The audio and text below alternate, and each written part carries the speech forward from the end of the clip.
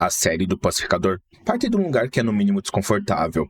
Pensa bem, o ponto de partida é um personagem que a gente aprendeu a odiar, ou no máximo, a ter um desprezo divertido em um esquadrão suicida. Christopher Smith, o Pacificador, é o cara que ama tanto a paz que está disposto a matar homens, mulheres e crianças por ela. É uma contradição ambulante, um paradoxo de capacete brilhante. E é justamente aí, nesse incômodo, que James Gunn encontra a genialidade da coisa toda. A primeira temporada de Pacificador não tenta limpar a barra do personagem que ninguém pediu uma série, não passa um pano para as atrocidades dele. Pelo contrário, ele pega a figura grotesca e coloca sob o microscópio, nos forçando a olhar para o que existe por baixo da armadura de músculos e frases de efeito. E é exatamente sobre isso que vamos estar falando hoje. Então, antes da gente continuar, olá, eu sou o Gabriel e no vídeo de hoje vamos estar falando sobre a primeira temporada de Pacificador. Então já deixa o like no vídeo que assim você ajuda o canal e também se inscreva para não perder os próximos vídeos. E também me segue nas minhas redes sociais. Elas vão estar passando agora na tela e também vão estar na descrição. E vamos ao vídeo. What superhero are you? Peacemaker. Get out of here! There's no superhero called Peacemaker! Dude, I'm famous. A série é uma dança constante entre o ridículo e o trágico, entre a porradaria e o choro de um homem quebrado. E é essa dualidade que nos fisga. O riso aqui não é só um alívio cômico, ele é uma preparação. É a anestesia antes da cirurgia que a série se propõe a fazer na psique de seu protagonista e de quebra na nossa percepção sobre o heroísmo e a vilania. Ao longo dos seus 8 episódios, a gente acompanha uma jornada que mistura o exagero das HQ Pulp com um estudo de personagem que muita série séria por aí não consegue entregar. E tudo isso é sustentado por uma direção que sabe exatamente o que quer, atuações que não tem medo de parecerem patéticas para encontrar a vulnerabilidade em um comentário social, que em vez de dar sermão, simplesmente mostra o tamanho do estrago. A estrutura da narrativa é bem simples. Temos uma missão principal, quase como o monstro da semana, mostrando a ameaça das borboletas, que funciona como esqueleto da temporada. E essa trama conspiratória serve como trilho de uma montanha russa, permitindo que o verdadeiro foco seja o desenvolvimento dos personagens e nas suas relações. Aqui o diretor da série, o James Gunn, organiza episódios alternando entre as sequências de ação criativas com longas cenas de diálogo, momentos em que os personagens simplesmente existem dentro de uma van, conversando, provocando uns aos outros, respirando. E isso cria um ritmo que não cansa, porque a série sabe a hora de acelerar e a hora de dar espaço, para que as decisões e suas consequências tenham um peso. Cada capítulo funciona quase como uma sessão de terapia em grupo forçada. O conflito central é reintroduzido, o eixo moral do pacificador é deslocado um pouquinho mais, e o episódio termina deixando um gosto agridoce na boca. Uma nova camada de culpa, um laço de amizade que se estica até quase arrebentar, uma revelação que muda o jogo. E mesmo quando a investigação se complica e a gente não sabe mais direito quem é o verdadeiro inimigo, a clareza do que está em jogo para aquelas pessoas nunca se perde. A exposição, quando necessária, vem através do conflito do bate-boca e não de um personagem explicando didaticamente o plano. O resultado é que a gente sente uma progressão natural. E ao final dos 8 episódios, ninguém ali é exatamente a mesma pessoa do começo. O tempo que passou serve a ideia central de que amadurecer não é se transformar em outra pessoa, mas sim aprender a carregar o peso das próprias escolhas. Have you ever heard of a guy named Peacemaker? No. He is a trained killer. We've got trouble with that maniac. Se a missão da direção é o grupo disfuncional que dá alma, a Força-Tarefa X improvisada é um espelho que reflete as piores e, eventualmente, as melhores partes do pacificador. Emilia Harcourt é a personificação da competência. Ela é durona, profissional, mas sua humanidade não se deixa engolir pela testosterona tóxica que a rodeia. A série acerta ao não forçar um romance clichê para ela. Harcourt impõe uma ética de respeito e profissionalismo que Chris desesperadamente precisa aprender. John Economos começa como o estereótipo do cara da TI, o nerd inseguro que é o alvo de todas as piadas. Mas a sua jornada é uma das mais satisfatórias, culminando em momentos em que ele reivindica sua importância no grupo, provando que a verdadeira força não está em tingir a barba, mas em se manter firme quando tudo parece perdido.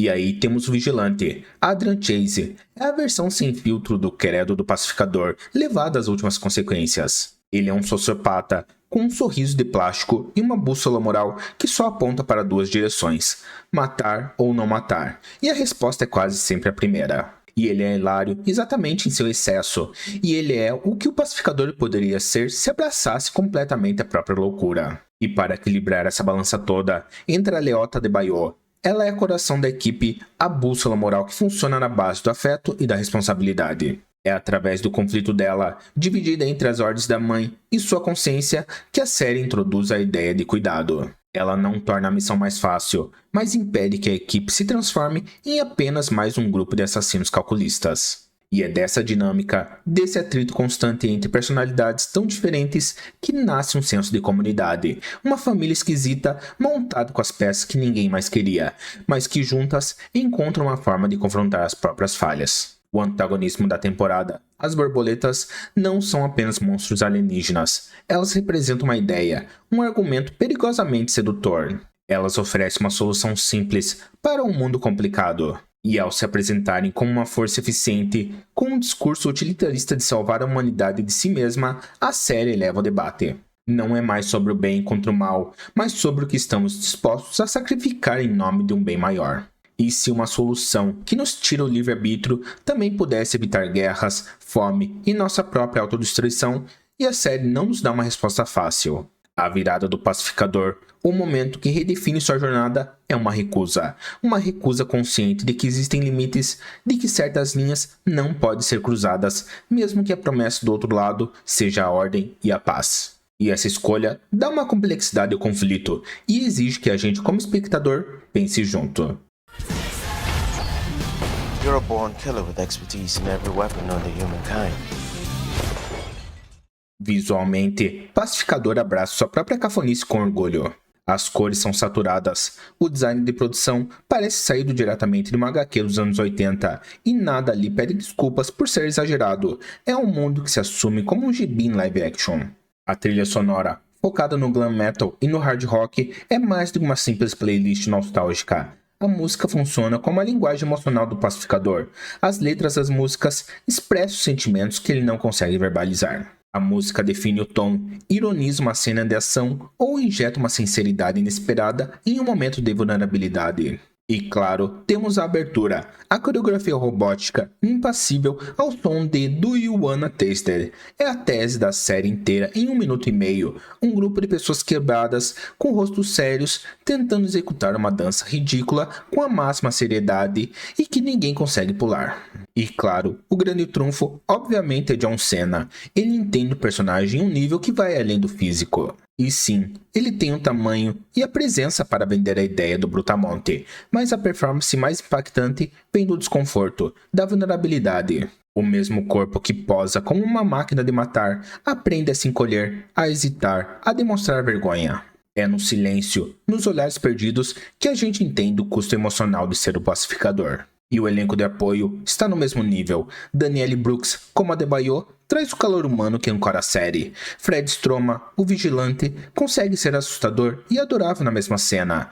Jennifer Holland, a Harcourt, e Steve Age, como Economus, constrói personagens críveis. Existe uma química real entre eles, a sensação de que aquelas relações continuam existindo mesmo atrás das câmeras. Mas o coração sombrio da temporada é a relação entre Chris e seu pai, Aug Smith, o dragão branco, e a série não tem medo de mergulhar no lixo tóxico que é essa dinâmica familiar. Aug não é um vilão de desenho animado, ele é a representação assustadora real do abuso, do supremacismo e de como o ódio pode ser ensinado como uma forma de amor. O roteiro entende que o trauma não é uma desculpa para as ações do pacificador, mas sim o contexto que as formou, e romper esse ciclo exige mais do que um soco bem dado.